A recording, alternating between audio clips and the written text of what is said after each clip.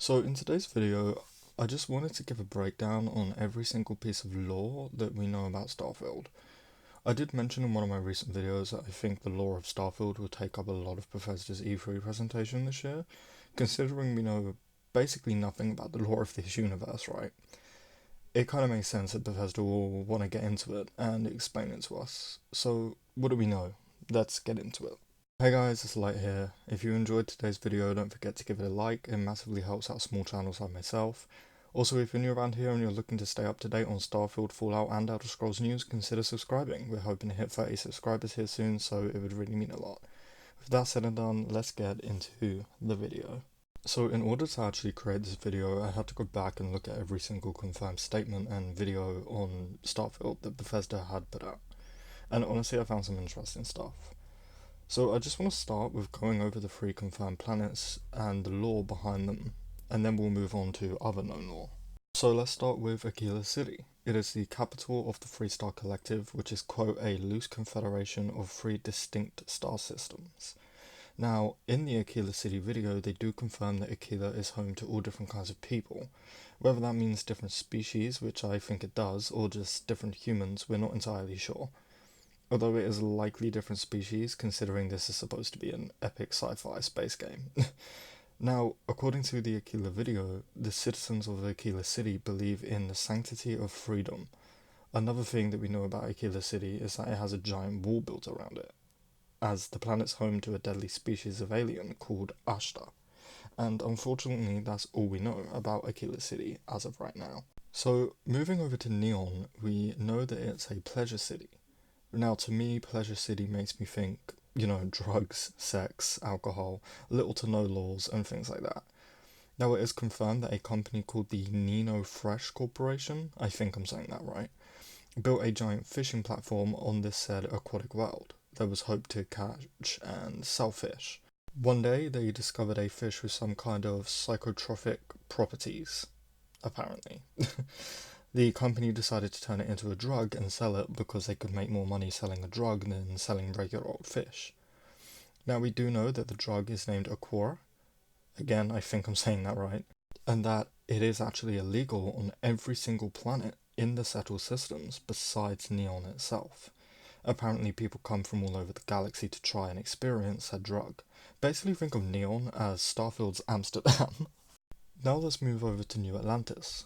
Now we do know that New Atlantis is the capital of the United Colonies. Bethesda have also been known to call the United Colonies the UC for short.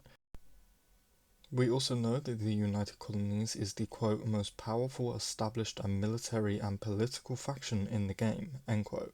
Another thing that we know about New Atlantis is that its people, aka its citizens, come from every single race and creed. Bethesda has said that New Atlantis is a true reflection of the future of our world.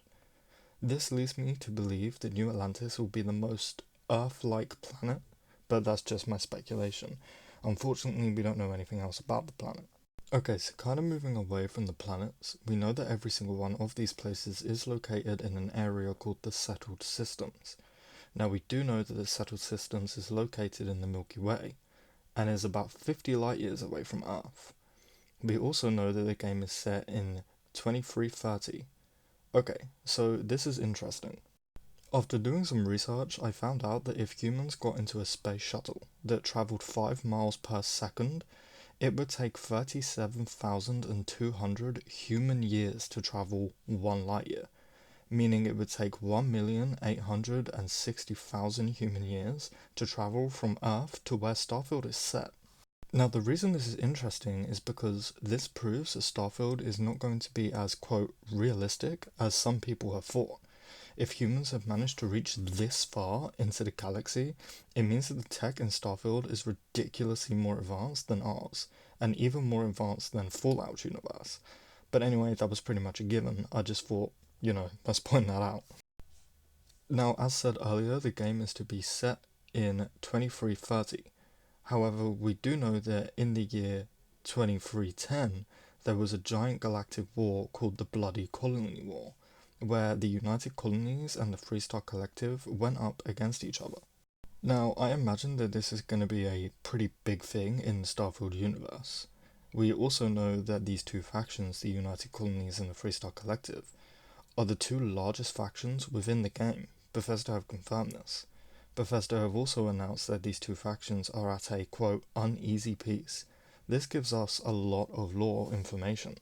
It's pretty safe to assume that because of this, the planet Aquila and the planet New Atlantis probably dislike each other a lot.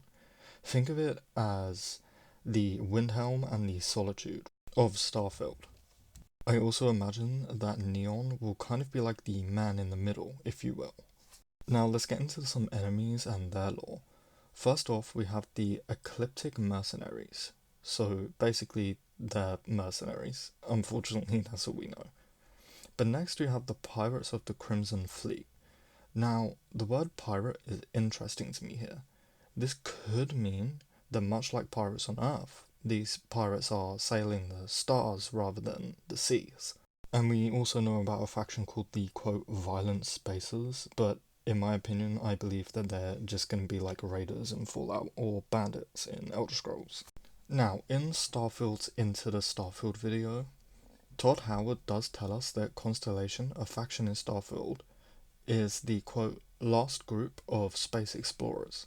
In another video, we learned that this faction's entire goal is to, quote, uncover the mysteries of the galaxies, end quote. We also know that right off the bat, our character will be a part of this group. Another thing that I do want to quickly mention is that Bethesda have described Starfield's universe to be as big and robust as the Star Wars universe.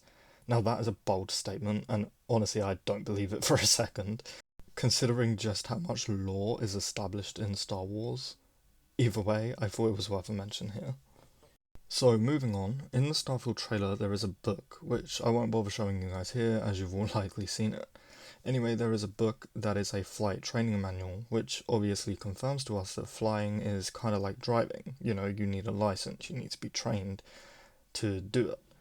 Now that's pretty much a given, but again, we're looking at all of the established lore here, and unfortunately there isn't a lot, so pardon me for stretching. Now, it has also been seen that on the gun in Starfield, there is a piece of writing that says Combat Tech. Now, this could be some kind of weapon company in Starfield, but again, nothing has been confirmed as of late. Now, taking another look at the Starfield trailer, I noticed these badges. I believe that these badges are kind of like certificates for the Constellation faction, which you are a part of.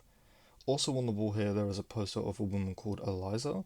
If you zoom into the poster, you can see that it basically tells you she plays the violin and lives in Aquila City, and you can see her live there, so that's pretty cool to know. Anyway guys, that's pretty much all of the confirmed lore that I can actually find. If you guys know any other confirmed pieces of lore, please let me know in the comments below. If you enjoyed this video, be sure to hit like. It massively helps out smaller channels like myself more than you can even imagine. Also consider subscribing. I upload daily Starfield, Elder Scrolls and Fallout content. And I just want to thank everybody for 24 subscribers and for nearly 150 views on my E3 Starfield video. Anyway, with that said and done, thank you guys for watching, and I hope to see you in the next one.